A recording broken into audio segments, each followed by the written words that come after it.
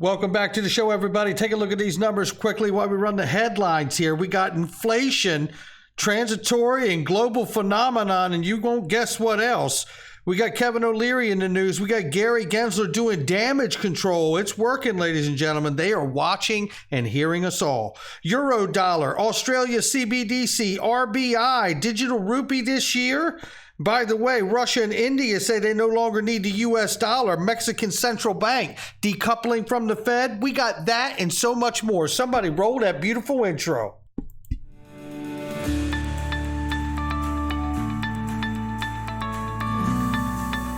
Digital Perspectives with Brad Kimes. Come on in.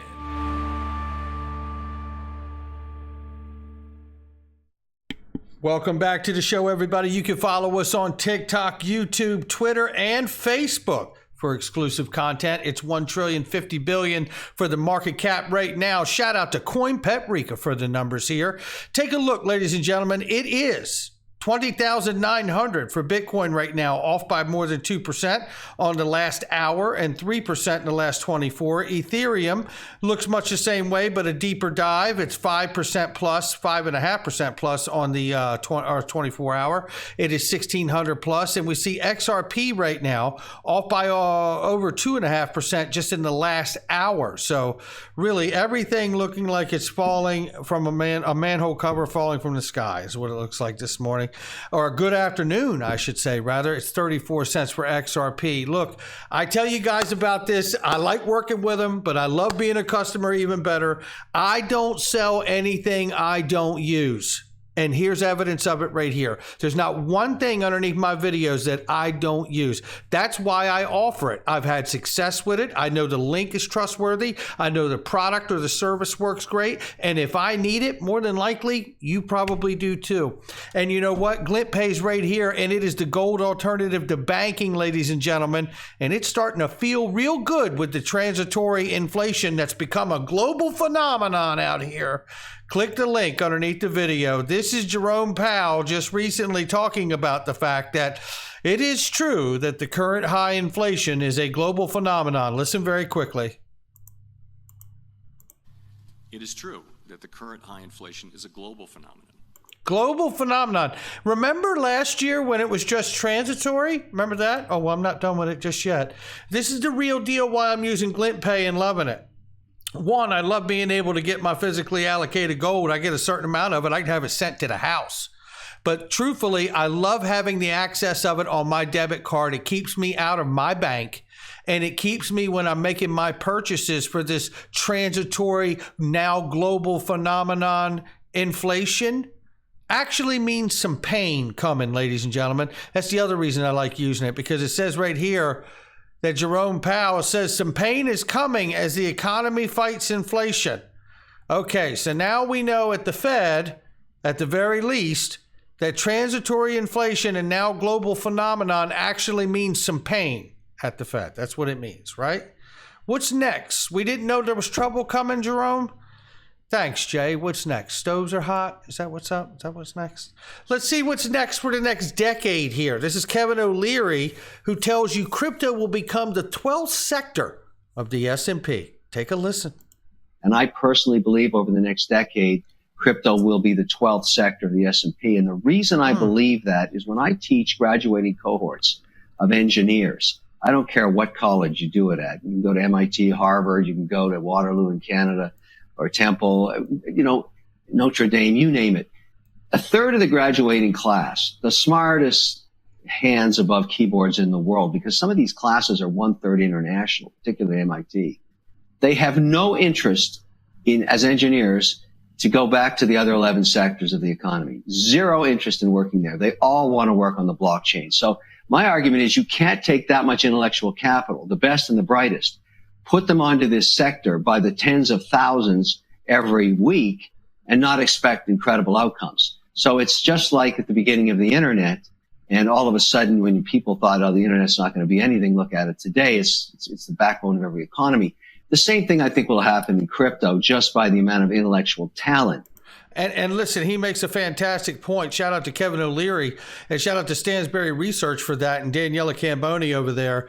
But, here's what I have to say here is that, the other thing about this that's so powerful of what Kevin is saying, you don't have to teach people what the internet is this time around. And here we go, right here. Squawk Box CNBC, Becky Quick, come on, shame on you.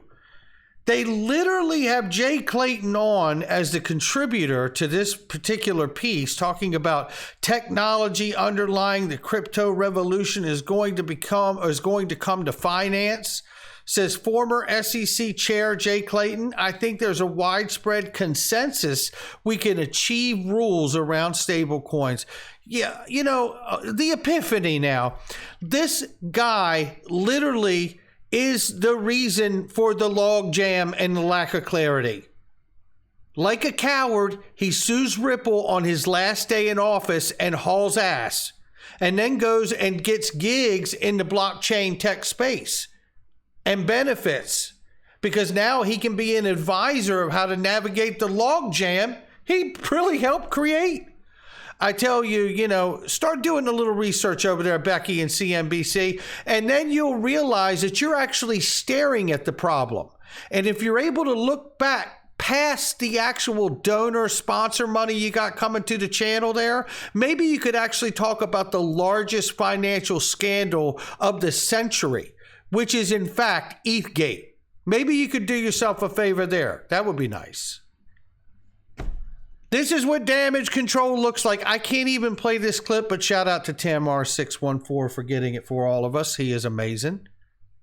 But I tell you, this is what damage control looks like. Stop pretending to protect investors, Gary Gensler, and explain why you met with Vanguard 7 times and XRP holder 0, knowing Vanguard handles probably north of 90% of your $120 million. Oh, boy. This is a little clip here at the end of all of this. Again, shout out to Tim for this clip here, where you see Gary Gensler being totally set up for a softball here by Jim Cramer, who is the George Costanza of investing. Okay? Literally, someone has developed a bot that invests 180 degrees to every position he's done, and they're winning like mad, right? The guy is such a puppet, and you're going to see just how put on this is with Jim Cramer really trying to carry the water for Gary Gensler here. And believe me, it is happening. Take a look. New coin, and we went to say, I don't know how, but let's call it dollar base. And we had a coin, and we suggested, you know what, let's leak this coin to some of our friends, and then we'll release it, and then we'll open it 40% higher. I would regard that as not unlike Wobbistics, a security that was created in the Sopranos. And yet this goes on every day, 200 at a time. How are we going to continue to let this kind of activity occur where there's blatant front running and people are getting hurt, and it just seems like they won't even let you interfere because Congress may actually not want you to be the cop on the beat? Look, if you and David want to create a coin, I would suggest you get good lawyers who understand the securities laws, and I hope those lawyers would advise you that because the public would be investing based on your and David's entrepreneurial efforts. You probably have a website, you probably be marketing it in some way. That meets the test of what's called an investment contract or security, and yes, you and David would need to register. And if there was a platform, a trading platform or an exchange that listed your token, the David Kramer token, if I might, then that platform listing your token needs to register as an exchange. That's the plain and simple truth of it. Congress passed. It actually isn't the plain and simple truth of it, Gary, and you know it isn't. Because you've had your buddy set you up a softball, right? That's exactly what's going on here. And look, here's the real truth. What you're describing is illegal fraud, right? And you know what? There's laws for that already. We get all of that. What we need to be talking about is what happened yesterday and how you're trying to respin the narrative and have your buddy Jim carry some of your water.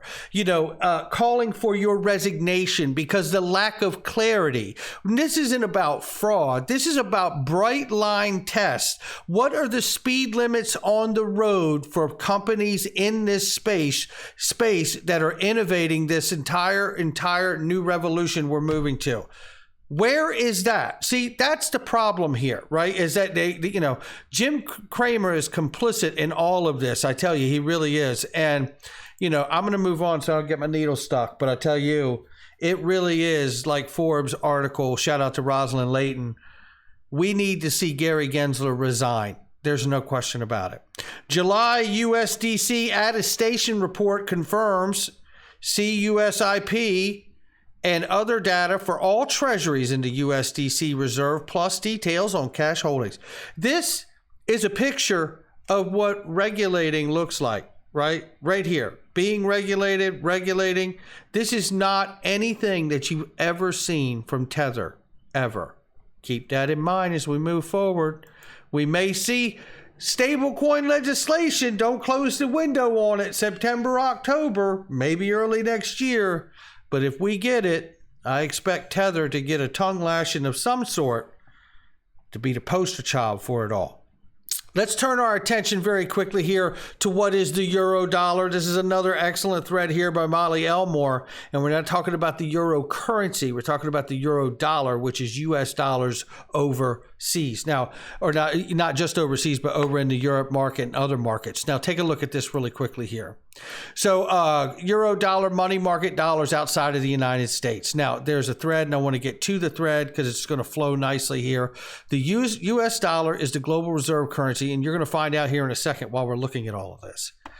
It is a global reserve currency. So many nations buy and sell goods in dollars. After countries sell goods to another country, they have dollars they need to do something with. They could exchange them back to their native currency or deposit them in a bank to earn interest from lending. If they deposited in a U.S. bank and participated in a lending program, there are strict Fed regulations that must be honored, which limit potential returns. Alternatively, the country could deposit in a non-U.S. bank and lend to another country or financial institution for a quick profit. This is the euro dollar market. U.S. dollars deposited in non-U.S. banks for the purpose of lending. It has nothing to do with the euro currency. The name comes from this practice starting in Europe post-World War II. After World War II reconstruction, many nations in Europe were given dollars to rebuild and received dollars from selling exported goods. They wanted to use that money to generate a return and began lending funds to other large institutions and nations. The euro dollar market is huge, unregulated, and offers higher returns than the U.S. banking system. So the euro dollar market is the largest international short-term lending market. It is difficult to find current estimates for size of market as it decentralized. It said but estimates were put at 13 trillion in 2016. So you see the effects that could happen here with introducing a bridge currency here and the questions that would be asked, right? A euro dollar functions like a bridge currency. Nation A borrows from Nation B in euro dollars. Neither nation uses the dollars in their country, but having a neutral bridge currency makes it easy for all nations to transact with each other or to fund global trade. However, the euro dollar is still a dollar. It is subject to the volatility of exchange rates, inflation effects. If a digital asset like XRP were used instead, it could fill the same role without being tied to a specific nation. While there are disadvantages to having U.S. dollar as the reserve currency, this move had a devastating effect on U.S. manufacturing. The products made in the U.S. became too expensive for the people other countries to pay for due to the exchange rate. Reserve currency equals strong currency. This is known as the Triffin dilemma, as we've gone over here on the channel. A neutral bridge currency not tied to a specific nation could alleviate the burden on a nation's manufacturing sector. It would also prevent one nation from having the ability to financially sanction a rival. Other challenges would arise, though. Part of the U.S.'s role in the global commerce agreement is to protect the global shipping lanes using U.S. Navy, who would do that if the dollar wasn't the reserve currency anymore. Really great insights once again from Molly Elmore right here. Look, as we move through all of this information, moving out of the rest of this video, that's what we need to think about. And coming to a small micro version of what we're talking about, whether it was the MoneyGram partnership that Ripple and XRP had, or whether we're talking about CoinMe. What we want to say here is from Anders, since CoinMe will use Ripple Liquidity Hub, I'd say it's very likely they'll use XRP on the back end, while XLM will be a front end product. Similar to how MoneyGram used XRP on the back end, but USDC on XLM as a customer-facing front-end product. I think he makes such a good point here. And if we come back to the idea of XRP serving as a larger bridge currency for the larger markets like the euro-dollar market, and looking at this micro example of that, I could see exactly something like what Anders is saying here, serving in a much larger role, especially if there were part of those Nostro funds dedicated to becoming the reserves on a new system like XLM and the XRP Ledger. Now, let's get this in here real quick, which is Australia's wholesale CBDC, talking about including cross-border payments and settling securities transactions, particularly as settlement times shorten from 2-day time frame that is common in many jurisdictions. We know that is also coming here to the U.S. as well. Indian Express explains digital rupee announced in the budget for 2022, and we could see it introduced this year. Now, that's going to become important because we know that there's been some news in the front of the BRICS coalition, so hang out for that. But let me start this here at 1 minute 16, and it's Jim Rickards talking about the whole new world of central bank digital currencies and what we have to consider beyond what's the positives, but the negatives as well. Like you, I'm a proud American patriot. The disturbing predictions you're about to see are based on my independent research and my contacts in the intelligence community. I've never made this kind of public announcement before, but it's my duty to pull the alarm. This is what I believe Section 4 of Biden's order means for all Americans. The US dollar will be made obsolete. Soon your cash will be confiscated or will simply be worthless paper. The cash currency we have now will be replaced with a new programmable digital token. But the truth is, few outside the deep state recognize Biden's move for what it really is. If my predictions are correct, this is so much more sinister than simply replacing the cash dollar with a new digitized version. Friend, this new currency will allow for total control of all American citizens, because every digital dollar will be programmed by the government. That means they will be able to turn on or turn off your money at will. Not only that, but they'll be able to track and record every purchase you make. This is...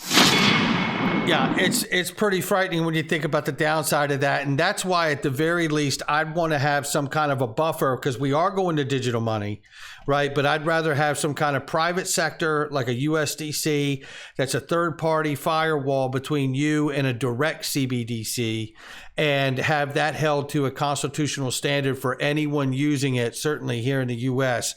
That doesn't necessarily mean we solve all the problems either, but nevertheless, I like that better than a direct CBDC. But going back to the rupee from India being introduced this year, BRICS president says Russia and India no longer need US dollar. Oh, and then we're not done yet either. Mexico is going to say they want to decouple from the Fed in just a second. We've implemented a mechanism of mutual settlements, rupees and rubles, and there's no need for our country to use a dollar in mutual settlements. How about that one? Yeah. That means that the BRICS countries are opening up to Russia, offering opportunity for country to overcome the consequences of the sanctions. So that they're obviously working against those, going, thumb our nose at you. We got a new system. Go fly a kite, right? And while that's taking place in the transitory inflation that's now become a global phenomenon, has the Mexico Central Bank debating whether or not they should decouple from the Fed. 1 of 5 board members argued that Mexico's interest rate increase had to match the U.S. Federal Reserve to preserve the spread between rates in the countries, which keeps the peso from weakening. Another member said the Mexican monetary policy decisions should be focused more on the domestic economy. Listen very closely here. And suggested decoupling from the Federal Reserve would be possible relatively soon. Excuse me. So, I mean, relatively soon, what do they know? Does this have anything to do with an XRP ledger, a neutral bridge currency, and CBDCs? I mean, what is going on here, this kind of language? And then we're reminded here from Wrath of Conman that Ripple's VP James Wallace, head of central bank engagement, leaves two strong talking points here when it comes to CBDCs, and the Ripple Private Ledger Forum provides full settlement interoperability while allowing central banks to retain their monetary and technological independence, which means your sovereignty too, right? Efficient and carbon neutral. We think it's important to note that Asia's Pacific is a region likely to be hit hard by climate change, so we believe sustainability is a key imperative for the financial industry. They're meeting it on every cylinder, whether it's for the country government, central bank, or whether it's for the carbon neutral, going green agenda. We're hitting it on every cylinder. I tell you, it's all speculation, but it's looking good to me. Not financial advice from me or anyone else, just my digital perspectives. I'll catch all of you on the next one.